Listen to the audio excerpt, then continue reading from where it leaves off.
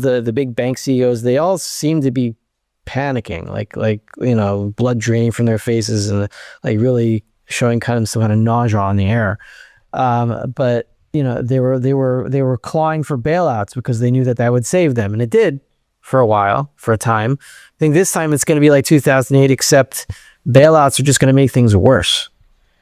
Now, how does the basis trade play into all of this as we kind of see the end game approaching, right? And this is what you're reporting on. There are all these different factors going on at the same time, but you've recently reported on the basis trade. So if you could explain for our viewers what that is, and then also you're saying there's kind of a trial balloon going on right now in that area. Yeah, I just noticed this today. So one of the tricks that I do in my research, I have no problem sharing this. There's one author on Bloomberg. Her name is Alex Harris. I think her full name is Alexandra. I'm pretty sure she's a woman. And she's like the plumbing correspondent. That's what I call her. So I check her author page every so often. It updates. So I see now that she's quoting a paper. I forgot what it was called but it's by a guy named Anil Kashyap. I think it's an Indian name, so I thought that was a pretty appropriate name for a money printing guy. Like Neil Kashkari, they all have like the name Cash in the name, but you can say the name is Cash Patel. I don't know, maybe it's a popular Indian thing. So this guy is saying that the basis trade has to be bailed out. The basis trade is the trade where basically hedge funds, right? They sell futures in treasuries that are at a slight premium to actual treasuries, actual bonds that you hold the paper of those bonds. And so they sell the futures, they buy the treasuries, and then they profit off the spread. And they deliver the treasuries into the future. And they get like a few cents for each trade that they make. And then they multiply. How do they multiply it? By borrowing reserves, by borrowing the extra bank reserves, doing this over and over and over again. So the whole thing is worth about $1 trillion notionally. Now in 2019, when it crashed last time, which we called the Repocalypse in September 2019, it was worth $500 billion. And in response to that crash in the basis trade in September 2019, the Fed started expanding its balance sheet and then amped it up hugely to about $1.6 trillion by April, May 2020. And so now he says that the entire basis trade is about $1 trillion. Now, and here's the nuance that, okay, so you could say, oh, $1 trillion, okay. There are other markets that are bigger than $1 trillion. You could say, let's say the commercial real estate market has a notional value of a lot more than $1 trillion, or residential real estate, mortgage-backed securities have a notional value of a lot more than $1 trillion. So like, well, what's the big deal about $1 trillion? And I sort of mean that facetiously, but I sort of don't. So the difference is with the basis trade, it's not necessarily the size of it, right? If we're talking about an inverted pyramid, right, the stuff at the bottom of the pyramid is going to have a notionally smaller number, but it's going to support everything else. So the basis trade, it's not exactly using dollars. It's using dollars, yeah, but the dollar is called reserves, which another name for reserves is high-powered money. This is the stuff that gets lent out, and this is the stuff that's fractionally loaned over and over and over again. Thing is, they can't do it now because all this stuff is dead debt from 2008 that they keep rolling over into more reserves because it could never have been loaned out because the structure of the economy can't handle all that cash. So now it's just used for basis trades. So then the question is, why is a $1 trillion market, which seems notionally small compared to other humongous markets that are built on top of it, why is this such a critical one? Because it's at the base. It's right above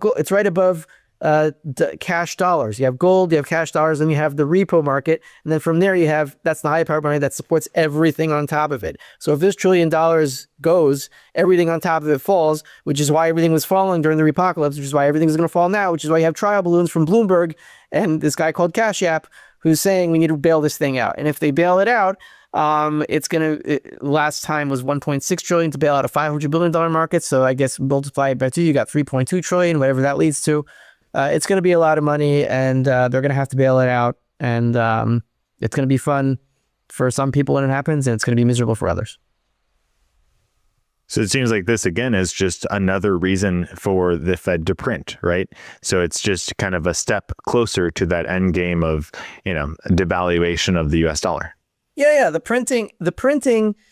in the mainstream financial media, I don't even know if we want to call it mainstream. I think we're the mainstream now, other than just to see what they're saying. But let me take them seriously. They're all a bunch of clowns. They try to make it sound sophisticated, like, oh, if the Fed prints here, they use different words and they use different academic jargon for it. Really, what they're talking about is printing dollars at different layers of the pyramid. You print here, they call it one thing. You print at level 3, they call it another thing. You print at level 4, they call it a different thing. And they then they have all these different acronyms for it. It's all just injecting different liquidity things at different layers of the pyramid to try to like even out a humongous pile of garbage that doesn't fall over and, you know, wreck everybody. But that's what's going to happen. Now, moving forward here, then, during this time, I mean, it seems like things are relatively calm right now. I mean, obviously, there's so many things happening in the world, but even with this relative calm, we're seeing huge outflows from London, huge outflows from the COMEX, and all-time high prices in gold. So what is this going to look like if things really start to ramp up in the financial arena? What is it going to start to look like? It's going to start to look like 2008, except if you remember 2008, and I was still a young kid back then, I'm sure you were too. My financial consciousness was only just starting there, and that's kind of why I came into this whole arena, because I wanted to figure out what was going on.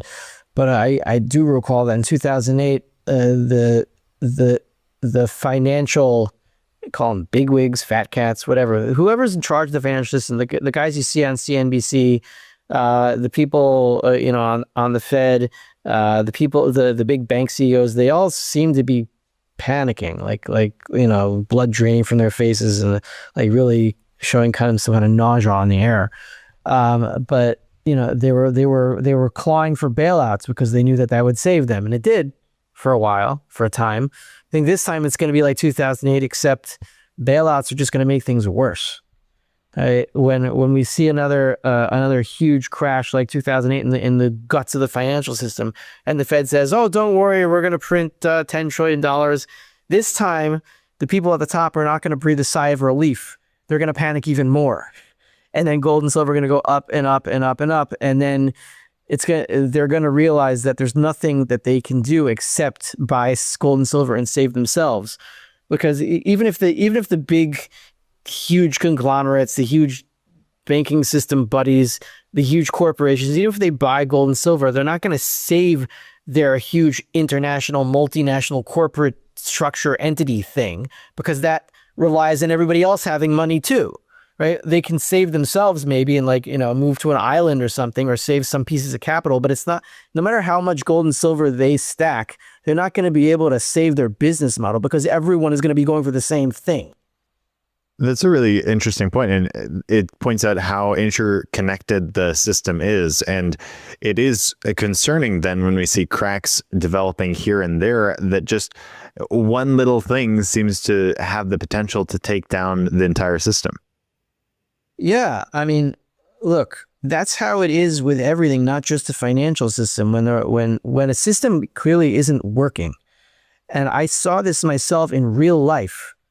You know, not just in like a theoretical financial system with digital data there that's changing, but you know, I live in Israel, and in October 6th, 2023, we had this illusion that we had this army that was, you know, protecting us from invasion, and a huge border of all this technology with sensors and who even knows? Like it was dramatized as the most technological defense border in the world. And look, you know, a few thousand people came and rampaged and murdered thousands of people, you know, with almost no response in like 12 hours. So, you know, a tiny little thing can push over a seemingly sophisticated. The more sophisticated it is, the more fragile it is. That's just how everything is, right? Because everything relies on machines, and they, you know, if you fool one spot in the system, you push the whole thing over. That's exactly what we're living in. We think that the financial system is so protected and so massive. Well, that's specifically what makes it so weak.